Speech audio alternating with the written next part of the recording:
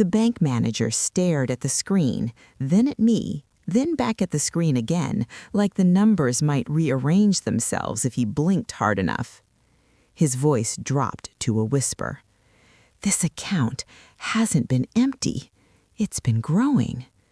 My knees locked. My chest felt hollow, because 3 days earlier, my father had laughed in my face and said, "This passbook is trash." And then he threw my grandfather's final gift into the garbage. The manager turned the monitor toward me. The balance looked unreal, life-changing, and it carried my grandfather's name, typed cleanly, unmistakably, like he'd planned this moment long before his last breath. That's when I understood something that made my hand shake. What my dad threw away wasn't paper. It was proof. Welcome to my YouTube channel. This is my story of betrayal, and if you've ever trusted the wrong person, hit that subscribe button because you are not alone. Here is how it happened. I never thought my own father would be the villain in my life story. Growing up, he was the loud one, the one who filled rooms, the one everyone listened to. He believed strength meant control, and control meant never explaining yourself. If he said something was worthless, that was the end of it. No discussion, no appeal. My grandfather was the opposite. Quiet, methodical, patient in a way that made time slow down around him. He smelled like old books and clean cotton shirts. He didn't raise his voice, he raised questions. And when he looked at you, it felt like he was really seeing who you were, not who he wanted you to be. When I was a kid, Grandpa would tap the side of his head and say, "Money disappears, records don't." I didn't understand that then. I understand it now. The passbook arrived 2 weeks after Grandpa died. No envelope, no letter, just the small, worn book tucked into a brown paper bag, handed to me by my aunt with red eyes and trembling fingers. "He wanted you to have this, not your father." The words landed heavy. Inside the passbook was my name, my grandfather's name, dates, careful handwriting, stamps from a bank I'd never stepped into. The last entry was years old, but deliberate, like a pause instead of an ending.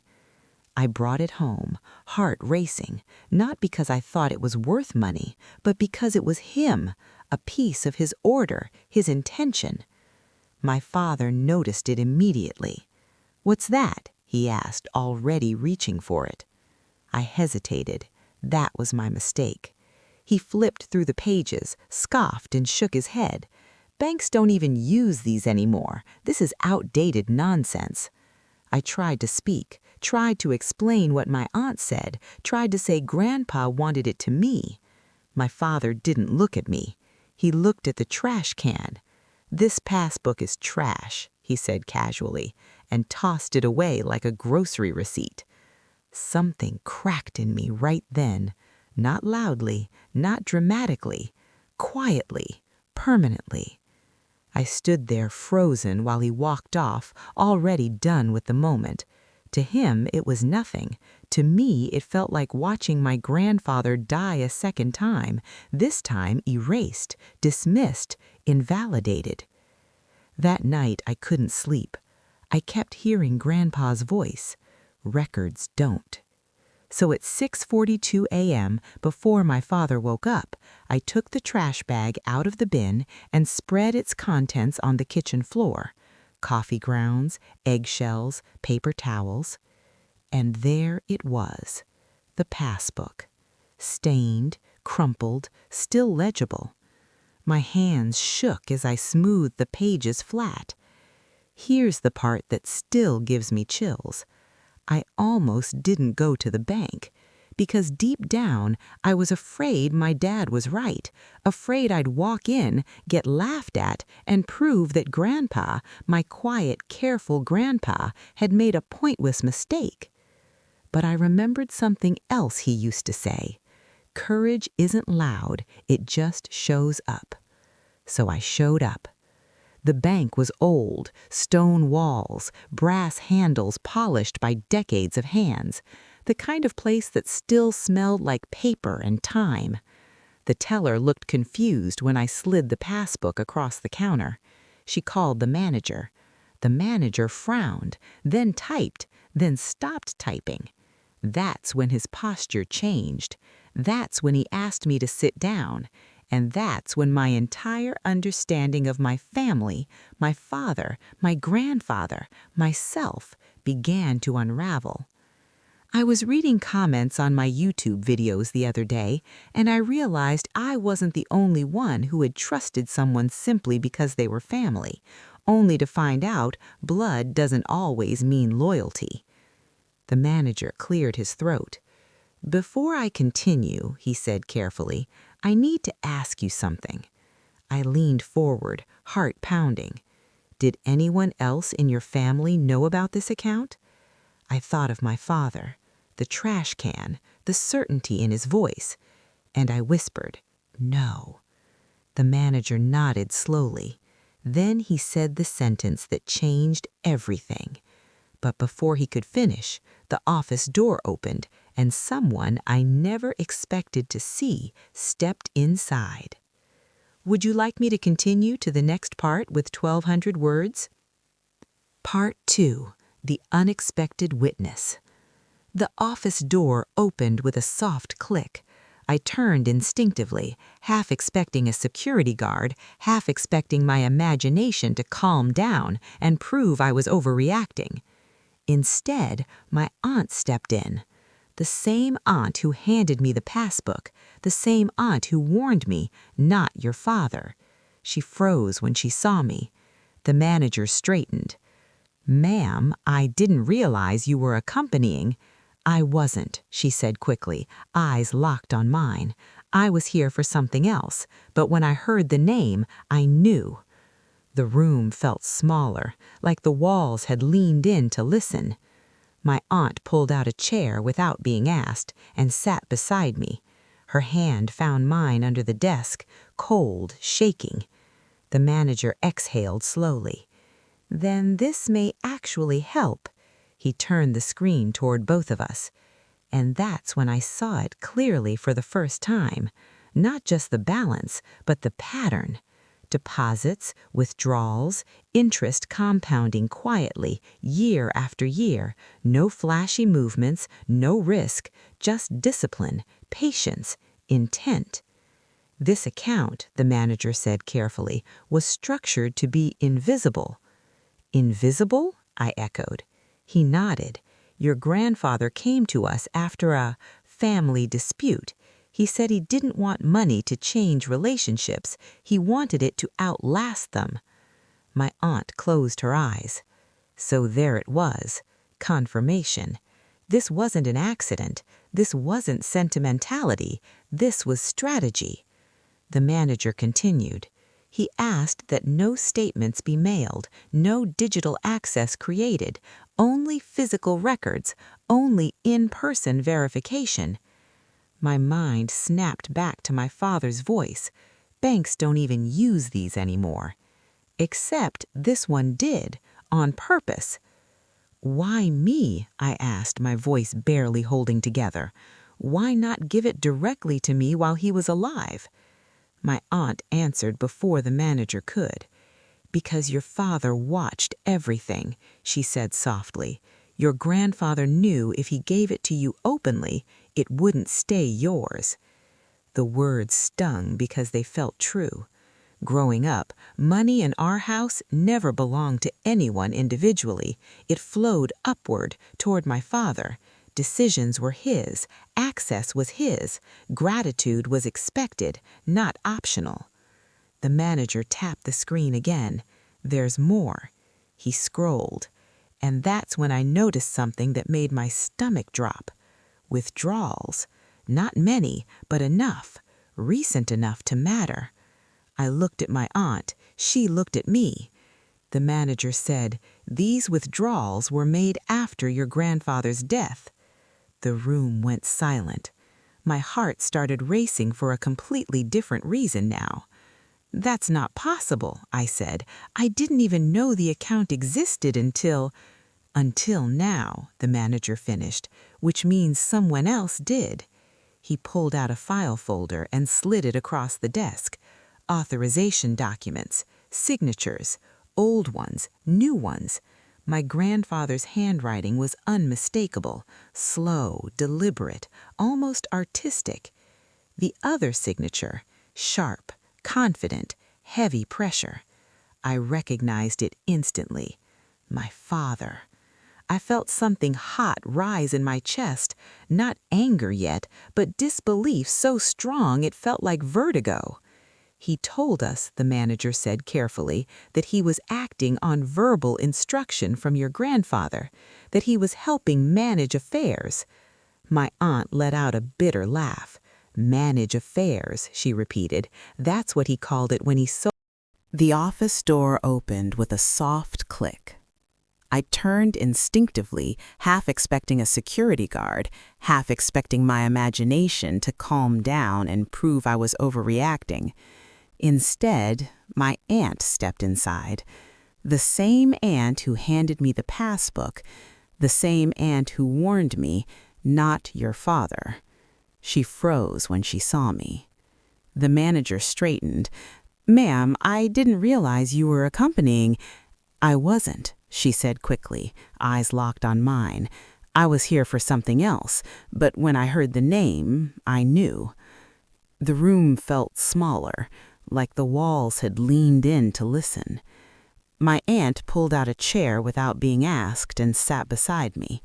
Her hand found mine under the desk, cold, shaking. The manager exhaled slowly. "Then this may actually help." He turned the screen toward both of us, and that's when I saw it clearly for the first time. Not just the balance, but the pattern. Deposits, withdrawals, interest compounding quietly year after year, no flashy movements, no risk, just discipline, patience, intent. This account, the manager said, choosing every word carefully, was structured to be invisible. "Invisible?" I echoed. He nodded. "Your grandfather came to us after a family dispute. He said he didn't want money to change relationships. He wanted it to outlast them." My aunt closed her eyes. So there it was, confirmation. This wasn't an accident. This wasn't sentimentality. This was strategy. The manager continued. "He asked that no statements be mailed, no digital access created, only physical records, only in-person verification." My mind snapped back to my father's voice. Banks don't even use these anymore. Except this one did, on purpose. "Why me?" I asked, my voice barely holding together. "Why not give it directly to me while he was alive?" My aunt answered before the manager could. "Because your father watched everything," she said softly. "Your grandfather knew if he gave it to you openly, it wouldn't stay yours." The words stung because they felt true. Growing up, money in our house never belonged to anyone individually. It flowed upward, toward my father. Decisions were his, access was his. Gratitude was expected, not optional. The manager tapped the screen again. "There's more." He scrolled, and that's when I noticed something that made my stomach drop. Withdrawals, not many, but enough. Recent enough to matter. I looked at my aunt. She looked back at me. The manager said, "These withdrawals were made after your grandfather's death." The room went silent. My heart started racing for a completely different reason now. "That's not possible," I said. "I didn't even know the account existed until now," the manager finished, "which means someone else did." He pulled out a file folder and slid it across the desk. Authorization documents, signatures, old ones, new ones. My grandfather's handwriting was unmistakable, slow, deliberate, almost artistic. The other signature? Sharp, confident, heavy pressure. I recognized it instantly. My father. I felt something hot rise in my chest. Not anger yet, but disbelief so strong it felt like vertigo. He told us, the manager said carefully, that he was acting on verbal instruction from your grandfather, that he was helping manage affairs. My aunt let out a bitter laugh. Manage affairs, she repeated. That's what he called it when he sold my mother's jewelry, too. I turned to her. What? She hesitated, then nodded slowly. After Grandma died, he said she told him to sell it. She didn't. She told me to keep it. My skin prickled. This wasn't just about me. This was a pattern. The manager cleared his throat again. Legally, this is complicated, but there is something that changes everything. He opened another tab. A scanned document filled the screen. A letter, dated 2 years before my grandfather's death, addressed to the bank. My name typed neatly at the top. The manager read aloud, "If you are reading this, then I am no longer able to speak for myself. This account is not to be accessed, managed, or altered by my son under any circumstance beyond what has already been documented. Any attempt to do so without my physical presence is a violation of my intent." My breath caught. The letter continued. "I trust my grandchild to understand patience. I do not trust my son to understand restraint." I covered my mouth. The room blurred. This wasn't just money. This was my grandfather standing up for me after death. The manager leaned back. "Your grandfather anticipated interference. That's why he set a secondary verification condition." I looked up sharply. "What condition?" He said, "Delivery of the original passbook, unaltered, in your possession." I laughed weakly. "Unaltered? It was in a trash can." He smiled faintly. "But it exists, and that matters." Then his expression hardened. "There's one more issue." Of course there was. "The withdrawals made by your father," he said, "were technically within an older authorization window, but they conflict with this later directive." My aunt leaned forward. "So what does that mean?" He said slowly, "It means that once this account is formally transferred to its rightful holder, those withdrawals can be challenged." The word challenged echoed in my head. Not erased, not forgiven, challenged. I imagined my father's face if he knew what I now knew, the certainty he carried, the ease with which he threw the passbook away. He hadn't just dismissed it, he thought he'd already taken everything that mattered. The manager stood. "I'll need a moment to initiate the next step. Please wait here." When he left, the silence felt heavy. My aunt squeezed my hand. "You did the right thing, no matter what happens next." I swallowed. "What if he finds out?" She met my eyes. "He will." The office door opened again. The manager returned, but this time he wasn't alone. Behind him stood a woman in a dark suit carrying a slim briefcase. "Good morning," she said calmly. "I'm from the bank's legal department." My pulse spiked. She looked directly at me and said, "We need to inform you that your father has been notified." The words didn't register at first. Your father has been notified. Not maybe, not will be, has been. My throat went dry. Notified of what? I asked, even though I already knew the answer. The woman from legal opened her briefcase and placed a document on the table, but didn't slide it toward me yet. "Notified," she said evenly, "that a protected account he previously accessed is now under review due to a posthumous directive." My aunt inhaled sharply through her nose. The manager shifted uncomfortably. We're required to inform any party whose prior access may be affected. Required? I repeated. Yes. My mind raced ahead to what this meant in real life. Phone calls, accusations, that look my father gave when he felt challenged, the one that said, "How dare you?" I'd seen it all my life. Directed at waiters, co-workers, family. Soon it would be directed at me. The legal representative finally slid the paper across the table. "At this point," she said, "you have two options." Two options? I almost laughed. She held up one finger. "You can choose not to proceed. The account will remain frozen, and any prior withdrawals will stand uncontested." My aunt stiffened.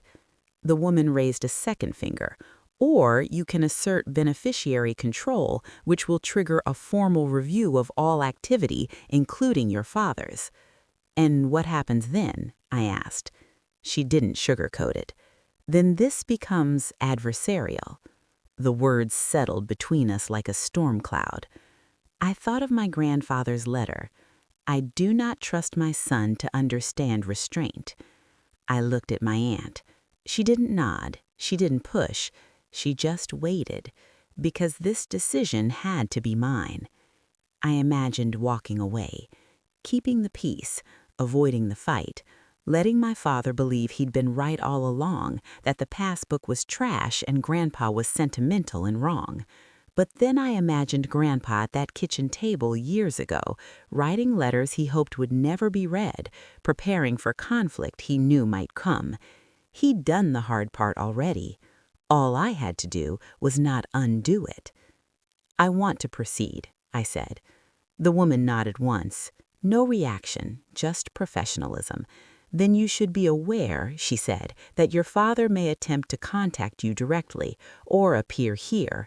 The timing of that sentence felt almost cruel, because before I could respond, I heard a familiar voice from the lobby.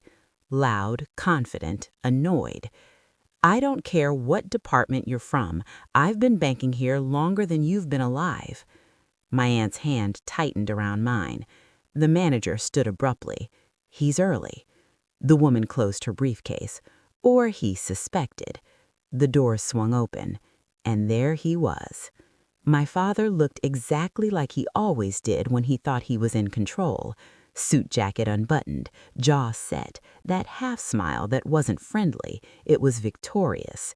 His eyes landed on me, then on my aunt, then on the legal representative. The smile disappeared. "What's going on?" he demanded. No greeting, no confusion, just offense. The manager gestured politely. "Please have a seat, sir."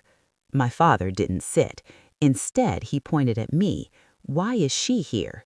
The woman answered, "Because she is the named beneficiary." He laughed, a sharp, humorless sound. "That's impossible. That account was closed years ago." The woman met his gaze. It wasn't. His eyes flicked to me again. I felt something shift in the room. Recognition. He knew. "Where did you get the passbook?" he asked slowly. I didn't answer. "Where did you get it?" he repeated, louder. The manager stepped in. "Sir, he asked my child," he snapped. I looked him straight in the eyes. For the first time in my life, I didn't look away. "You threw it in the trash. I picked it up." Silence. Then something crossed his face I'd never seen before. Not anger, fear.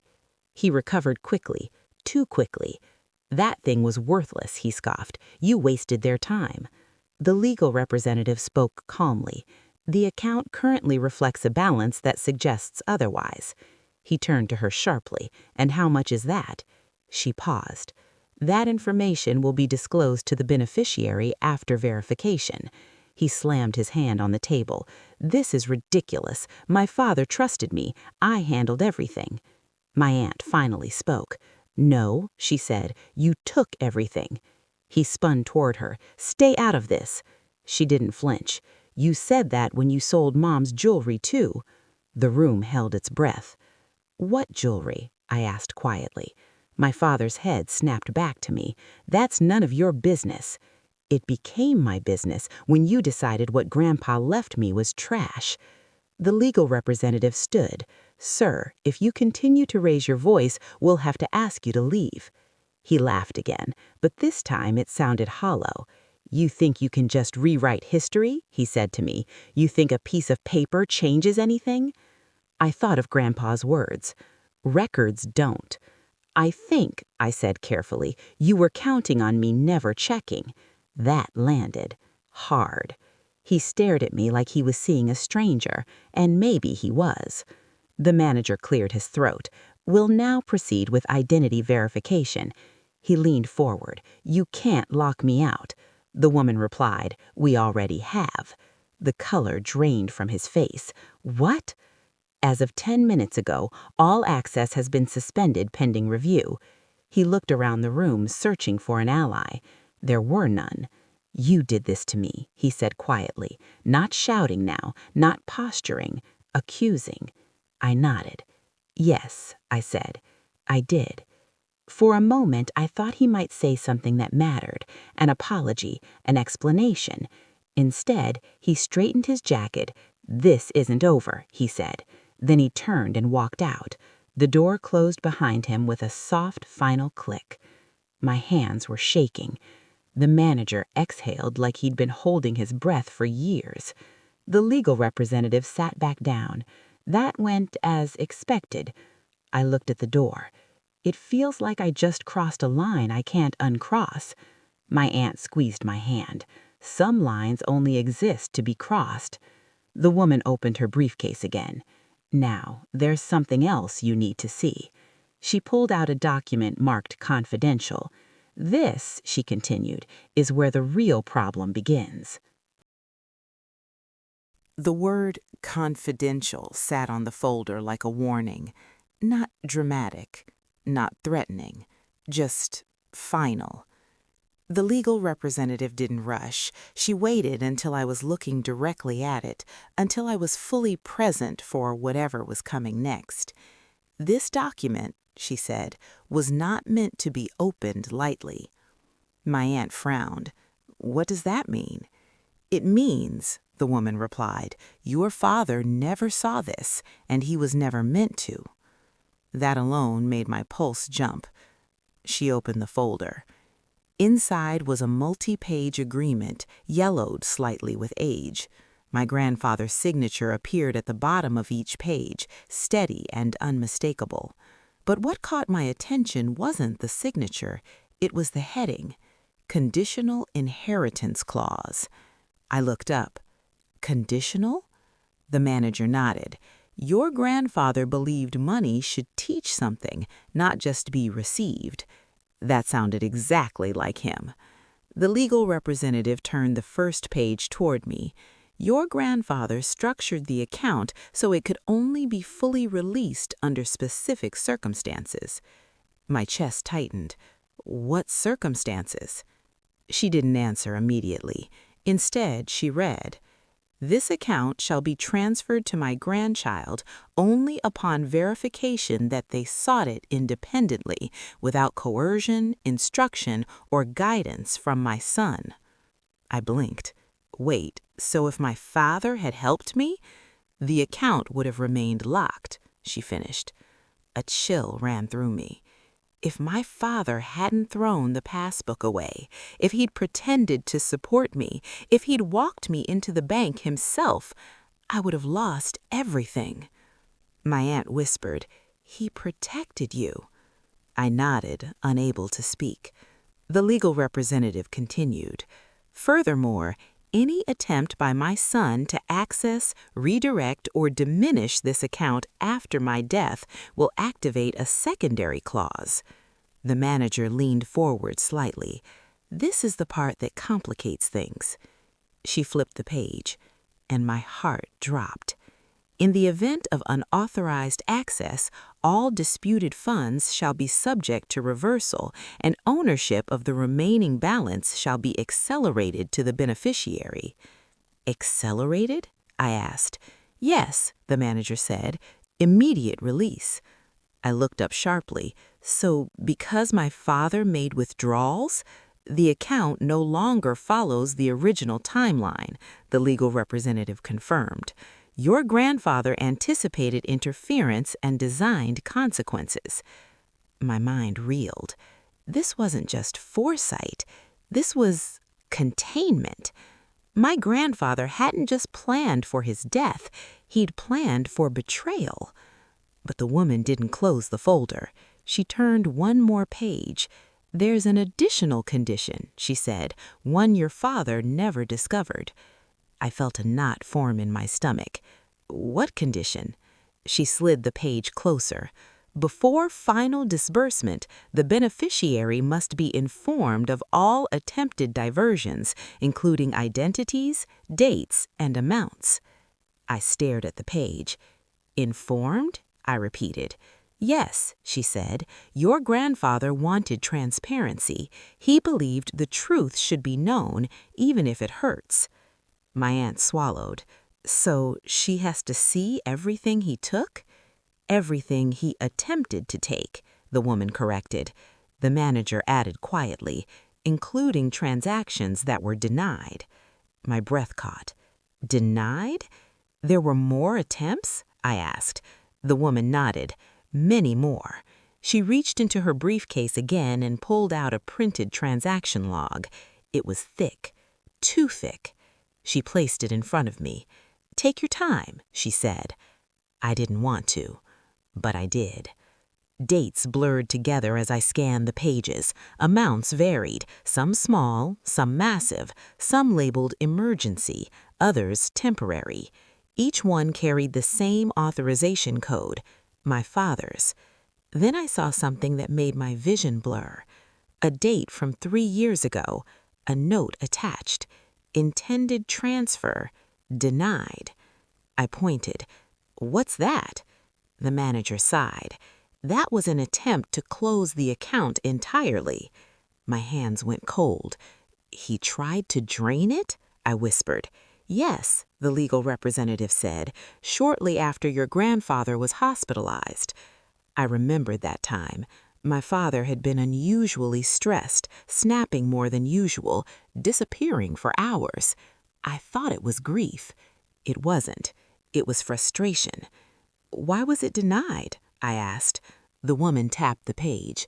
Because your grandfather was still alive, and because he had placed a silent verification requirement. My aunt leaned forward. Silent? He had to appear in person, no exceptions, no proxies. My grandfather, weak but stubborn, had refused to come, not because he couldn't, because he didn't want to give my father the satisfaction. I closed my eyes.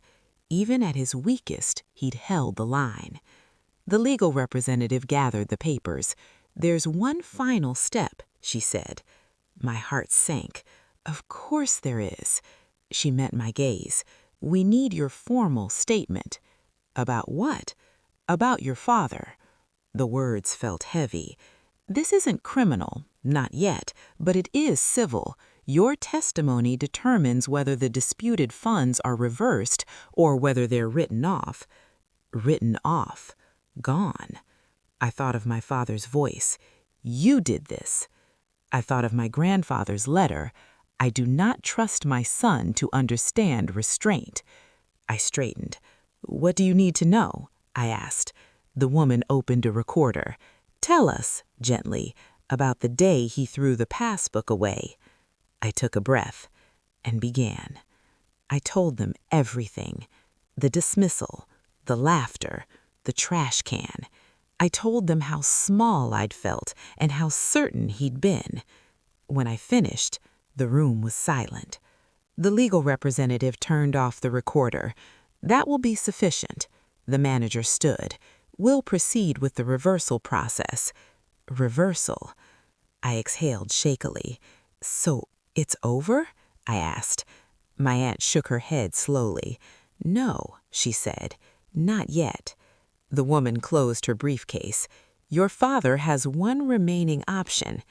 My chest tightened. What option? She looked at me carefully. He can contest your grandfather's mental capacity. The room seemed to tilt. "And if he does?" I asked. She didn't hesitate. "Then everything stops." I stared at the door my father had walked out of, at the silence he'd left behind, and I realized something terrifying. This wasn't the end of the fight. It was the beginning of the most dangerous part. The idea sat in my chest like a stone. Contest your grandfather's mental capacity. I'd heard those words before, whispered in hospital hallways, used like a weapon dressed up as concern. He wouldn't do that, I said automatically. But the moment the sentence left my mouth, I knew it was a lie. My aunt didn't argue. She just looked at me with the kind of sadness that comes from already knowing the outcome. "He will," she said softly, "because it's the only move he has left." The legal representative nodded. "In cases like this, it's almost predictable." I clenched my hands together. "What happens if he files?" The manager answered. "The account freezes completely. No transfers, no reversals. Everything halts until a determination is made." "And how long does that take?" I asked. He hesitated. "Months," he said. "Sometimes years. Years." I felt my stomach drop.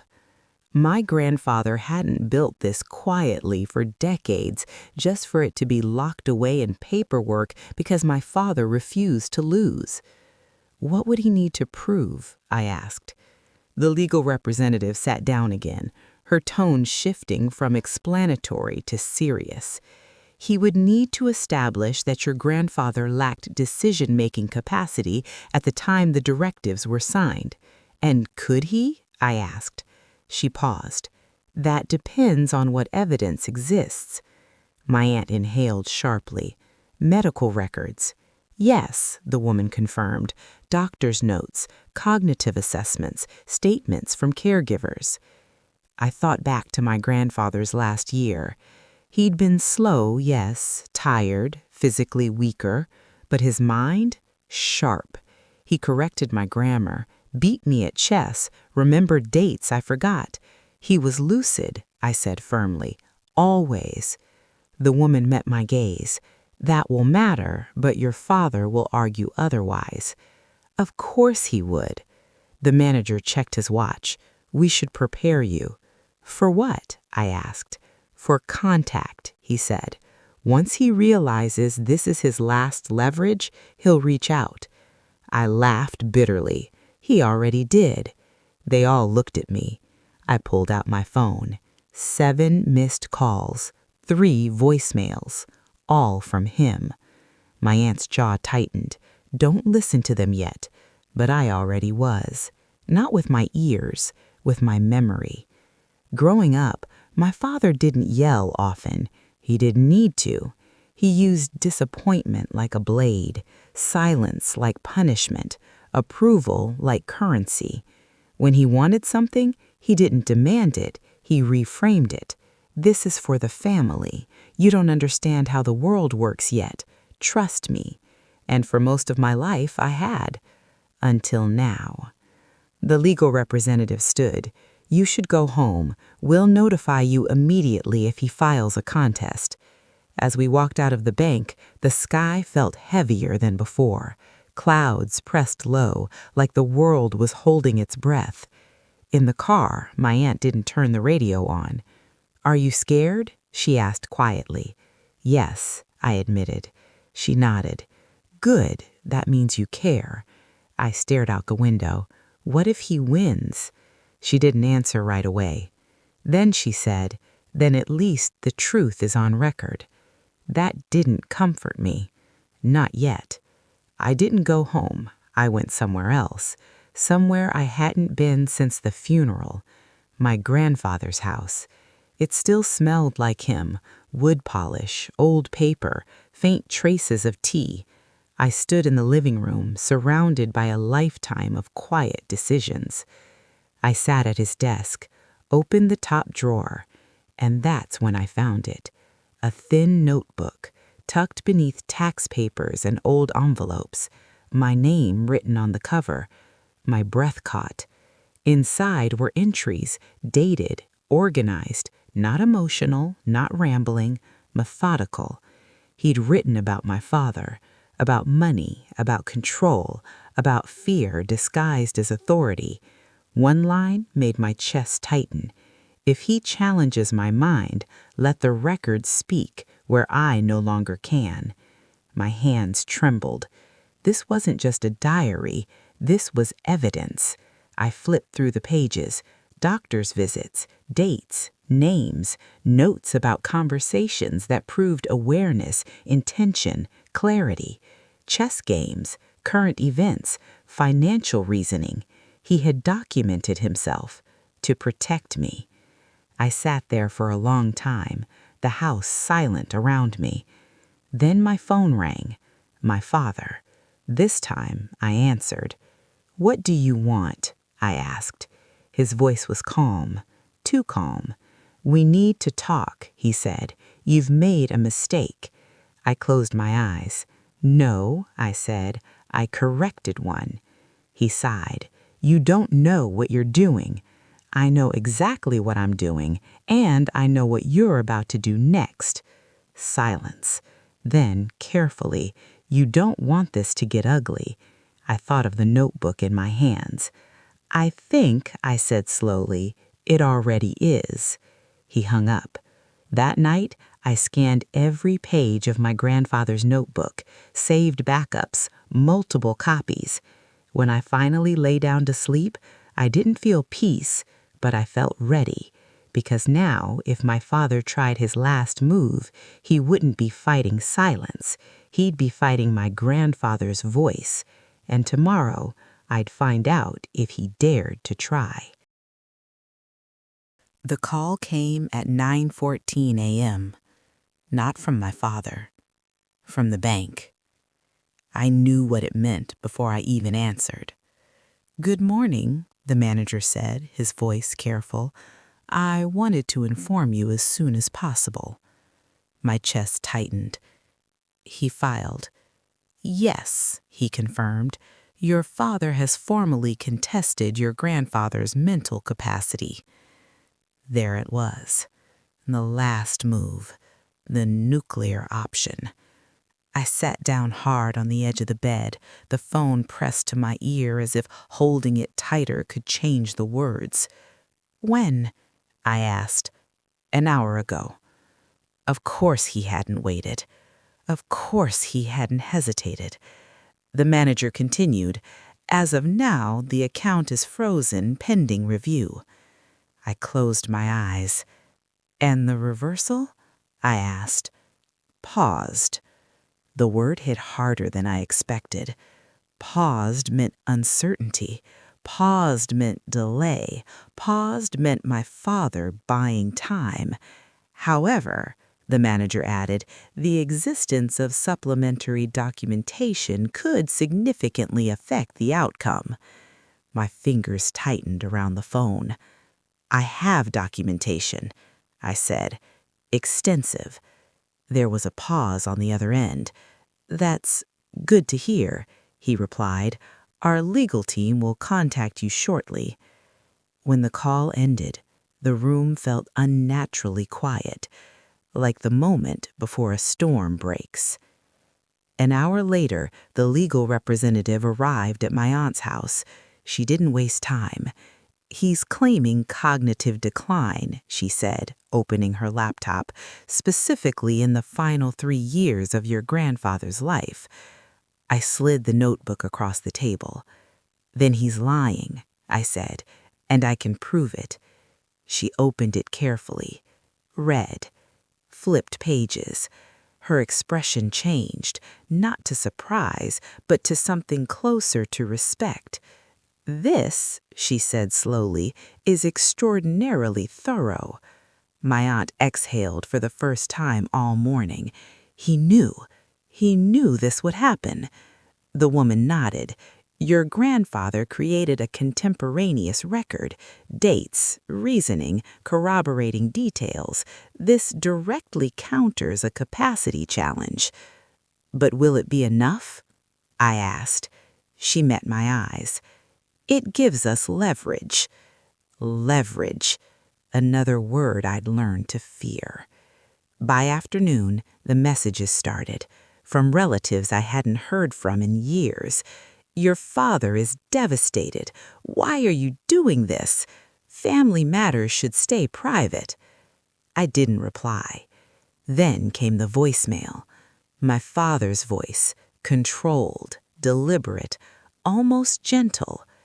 You're being manipulated. People are filling your head with nonsense. Your grandfather wasn't well. You know that. I deleted it. Another voicemail followed. You don't want to make an enemy of me. That one I saved. 2 days later, we received notice of the hearing, not in a courtroom, in a conference room, neutral ground, designed to feel less severe. It didn't. The night before, I barely slept. I kept seeing my grandfather's handwriting, hearing my father's voice, 2 versions of authority. Only one of them had ever protected me. The hearing room was cold and overly bright. My father was already there when we walked in. He looked composed, confident, almost bored. Beside him sat his attorney, a sharp-eyed man with a thin smile and a stack of papers. My father didn't look at me, not once. The mediator began. We're here to assess the validity of a mental capacity challenge regarding the late. I loved my father, my dad interrupted suddenly. I took care of him. My jaw tightened. The mediator raised a hand. You'll have time to speak. My father nodded, chastened but unbothered. Then his attorney spoke. They painted a picture of decline, of confusion, of a vulnerable old man manipulated by others. I listened, heart pounding, as my grandfather was reduced to a liability. When it was my turn, my hands were shaking, but I didn't speak right away. I placed the notebook on the table and slid it forward. This, I said, my voice steady despite everything, is my grandfather's own record. My father's attorney frowned. What is that? A timeline, I said, written by him while he was allegedly incapacitated. The mediator flipped through the pages, slowly, carefully. My father shifted in his chair. I watched the moment it landed, the realization that this wasn't going to be easy. The mediator looked up. These entries demonstrate clear awareness, intent, and continuity. My father's attorney stiffened. We'll need to verify authenticity. Of course, the legal representative replied calmly. We welcome that. For the first time, my father looked at me, really looked at me, and in his eyes I saw it. Not rage, not disappointment, panic. The mediator closed the notebook. This hearing will continue after verification. Until then, the freeze remains. My father stood up abruptly. This is a waste of time. You're letting a child destroy a family legacy. I stood too. No, I said quietly. I'm stopping you from rewriting it. The room went silent. The mediator adjourned. As we walked out, my aunt leaned close to me. He didn't expect the notebook, she whispered. I nodded. Outside, my father called after me. This isn't over. I turned back. No, I said. Now it's fair. That night, I received an email. Subject line, additional evidence submitted. Attached was something I wasn't prepared for. A document, filed by my father, time-stamped and labeled Final Statement of Intent. My stomach dropped because whatever this was, he was done holding back. The document wouldn't open at first. My laptop froze, the loading wheel spinning like it was buying time, like it knew that once the file appeared, nothing would be the same. My aunt stood behind me, one hand on the chair, the other pressed to her mouth. "Just breathe," she whispered. I clicked again. The screen flashed. And there it was. Final statement of intent, filed by my father. Purpose, supplemental evidence in support of capacity challenge. My heart began to pound so hard I could hear it in my ears. I scrolled, slowly, carefully. He hadn't attacked my grandfather directly. That would have been too obvious. Instead, he attacked me. The statement was written like a confession, but twisted into an accusation. He claimed my grandfather had been pressured, that I had influenced him emotionally, that my presence in his later years had created dependency and confusion. I felt sick.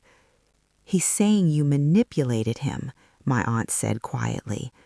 Worse, he was saying I'd planned it. The statement alleged that I'd known about the account long before his death, that the Passbook discovery was convenient, that my visit to the bank was orchestrated. Every line was designed to plant doubt, to make me look calculating, predatory. I scrolled faster, my hand shaking. Then I saw it, an attachment reference. Exhibit C, audio recording. "What recording?" I whispered. My aunt leaned closer. "He doesn't have—" The email notification chimed again, a follow-up from the bank's legal team. "We have received an audio file submitted by opposing counsel. Please be advised this may significantly affect proceedings." My stomach dropped. The hearing was moved up. No delay, no buffer, emergency review. The next morning. That night, I didn't sleep at all. I kept replaying memories, searching for moments that could be twisted into evidence, conversations, jokes, silences. Had he recorded something? Had my grandfather said something taken out of context? At 3:07 a.m., my phone buzzed. A message from an unknown number. "You still have time to stop this." I didn't reply. At 3:09 a.m., another message. "Withdraw your claim. I'll make sure you're taken care of." I stared at the screen. There it was, the truth he didn't realize he'd just revealed. This was never about my grandfather's mind. It was about control. The conference room felt different this time, tighter, heavier. My father sat straighter than before, jaw clenched, hands folded neatly like a man waiting to be vindicated. When he looked at me now, there was no panic, only resolve. His attorney spoke first. "We'd like to submit additional evidence supporting our claim that the decedent was unduly influenced in his final years." The mediator nodded. "Proceed." The lights dimmed slightly. The audio began to play. Static. Then a familiar voice, my grandfather's, weak but clear. "I don't know how much time I have left." My heart leapt into my throat. Then another voice, mine. "You don't have to worry," I heard myself say. My father's attorney paused the recording. "This," he said, "is a conversation recorded 6 months before death." I felt dizzy. The mediator looked at me. "Do you recognize this?" "Yes, but that's not—" The recording resumed. My grandfather again. "I just want things to be fair." Me. "They will be." The attorney paused it again. He turned to the mediator. "This demonstrates suggestibility, reassurance without clarity, a vulnerable individual seeking guidance." I clenched my fists. "That's not what was happening," I said, my voice tight. "You're hearing fragments." My father finally spoke. "You always wanted to be the hero," he said coldly. "You always thought you knew better." The mediator raised a hand. Let her respond. I took a breath. Then I reached into my bag and pulled out my phone. "I have the full recording," I said. The room froze. My father's head snapped toward me. "What?" he said sharply. I met his eyes. "The entire conversation," I said, unedited, time-stamped, backed up. His attorney stiffened. "That recording hasn't been disclosed." "No," I said, "because you don't have it." The mediator leaned forward. "Can you submit it now?" "Yes, with context." I connected my phone. The excerpt filled the room. This time, the conversation didn't stop where my father wanted it to. My grandfather's voice continued, stronger. "Things haven't been fair for a long time."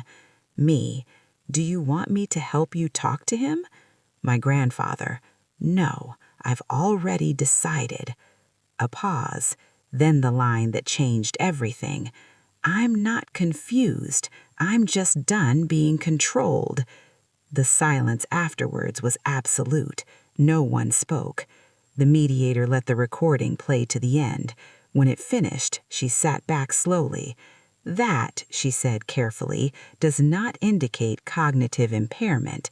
My father's attorney opened his mouth. The mediator held up a hand. "And the selective excerpt submitted earlier raises concerns about misrepresentation." My father stood abruptly. "This is ridiculous. You're taking her word over mine?" The mediator's voice hardened. "We're taking evidence." I looked at my father. Really looked. For the first time, he looked small. The legal representative spoke next. "We'd also like to submit corroborating material." She placed copies of the notebook on the table. Medical appointment logs, witness statements, chess club sign-in sheets. My grandfather's handwriting, page after page, proof of clarity, of intention, of resistance. My father's attorney whispered urgently to him. My father shook his head. "No, this is wrong." The mediator closed her folder. "I'm prepared to make a preliminary determination." My heart hammered. "Based on the evidence presented, the capacity challenge lacks merit." My aunt gasped softly. My father stared at the table. "The freeze will be lifted, and the reversal process will proceed." I exhaled shakily. But the mediator wasn't finished. "Additionally," she added, "the selective editing of evidence may warrant further review." My father looked up sharply. "What does that mean?" "It means," she said calmly, "this matter may extend beyond civil proceedings." For the first time, real fear crossed his face. As the meeting adjourned, my father approached me, up close, close enough that only I could hear. "You think you've won," he said quietly. I met his gaze. "I didn't do this to win," I replied. "I did it to stop you." He laughed softly. "You sound just like him." I nodded. "I know." He walked away without another word. The door closed behind him, and for the first time since this began, the room felt lighter, but not finished, because as the legal representative packed her files, she turned to me and said something that made my stomach tighten again. "There's one final step left." I swallowed. "What step?" She looked at me seriously. "Your father can still appeal." The word appeal echoed in my mind long after everyone else had left the room. It sounded like another tunnel, another delay, another attempt to exhaust me into giving up. But something inside me had shifted. For the first time, I wasn't reacting anymore. I was ready. The appeal never came. Not that week, not the next. Days passed in a strange, suspended quiet. No calls, no messages, no threats disguised as concern. Just silence. The legal representative called me on a Tuesday morning. "Your father has withdrawn," she said simply. I sat down, stunned. "Withdrawn?" I repeated. "Yes," she confirmed. "He signed a voluntary cessation of contest." I closed my eyes. Not relief, not victory, just finality. "He likely realized," she added, "that continuing would expose him to risks he can't control." Risks, the kind that thrive in the dark until someone turns on the light. The reversal processed 3 days later. I didn't look at the numbers at first. I couldn't. It felt wrong to treat this like a windfall when it had cost so much clarity. Instead, I went back to my grandfather's house. I sat at his desk again, and I read the last page of his notebook. "If you are reading this after conflict, know that I never wanted war. I wanted truth to survive longer than I did." I cried then, not because of the money, because he'd trusted me to finish what he started. When I finally opened the bank statement, my hands were steady. The balance was real. The account was mine. But something else had changed, too. Attached to the confirmation email was a note from the bank manager. "Your grandfather's account has been closed as instructed. The record, however, will remain." That line stayed with me. The record will remain. My father never called, not to apologize, not to explain. Weeks later, I heard through relatives that he'd told people I turned the bank against him. I didn't correct them. Some stories don't deserve rebuttal, because the people who matter already know the truth, and the ones who don't never wanted it. I made one decision immediately. I didn't touch the money, not for months. Instead, I did something my grandfather would have smiled at. I documented everything. Every step, every message, every lesson. Not for revenge, for clarity. Because power doesn't come from money. It comes from knowing exactly how something happened and refusing to let it be rewritten. Eventually, I did use the money. Not to escape, not to prove anything. I paid off debts my grandfather never wanted me to carry. I invested carefully, quietly, just like he did. I funded my education. I helped my aunt reclaim what she'd lost years earlier. And I set aside a portion that I've never touched, not as a shrine, as a reminder. Here's the truth no one tells you about betrayal, especially when it comes from family. It rarely arrives as cruelty. It arrives as confidence, as certainty, as someone telling you they know better and expecting you not to check. My father didn't think I was weak. He thought I was obedient, and he confused the two. If you take anything from my story, let it be this. Always check the record, not the version someone tells you, not the one they benefit from, the one that exists whether anyone believes it or not. Because trash doesn't get thrown away by accident. It gets thrown away by people who are afraid of what it might prove. I was reading comments on my YouTube videos the other day, and I realized something else, too. So many of you have lived this. Different details, same pattern. A gift dismissed, a truth minimized, a voice ignored because it was quieter than someone else's certainty. This story isn't about money. It's about what happens when you stop accepting someone else's definition of reality. My grandfather used to say one last thing. He'd tap the passbook gently and smile. "Some things look small," he'd say, "until the moment you need them." He was right. That passbook wasn't trash. It was a test, and it revealed everything.